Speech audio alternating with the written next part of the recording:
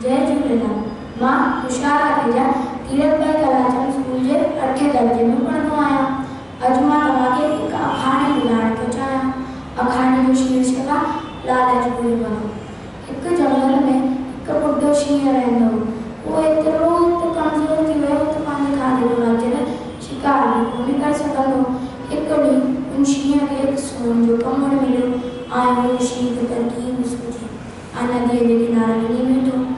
ईंदड़ वेंदड़ राहगीरनि खे चवण लॻो, मां वटि हिकु सोन जो कमड़ आहे, पोइ मां तव्हांखे ॾेई पाप थियण थो चाहियां। राहगीर चवण लॻा, असां तोती अंधविश्वास छो कयूं, तूं त खूंखार जानवर आहीं। शींहुं चवण लॻो, मां हाणे मरण ते पहुतो आहियां, हे कमड़ ॾेई पाप थियण थो चाहियां। शींहुं राहगीर लालच में अची करे चवण लॻा, हाणे असांखे छा करणु खपे। शींहुं चवण लॻो, हाणे नदीअ में सनानु करे उठ भरे पाणी भरे मां वटि अचूं ऐं कमड़ खणी वञूं। हीअं करे हिकु रोज़ु राहगीर शींहुं जी चोमे में अची करे पंहिंजी जान गवाईंदो ऐं शींहुं खे बिना महिनत जे हिकु रोज़ नओं शिकार मिलंदो हो। नसीहत, लालच बुरी बला।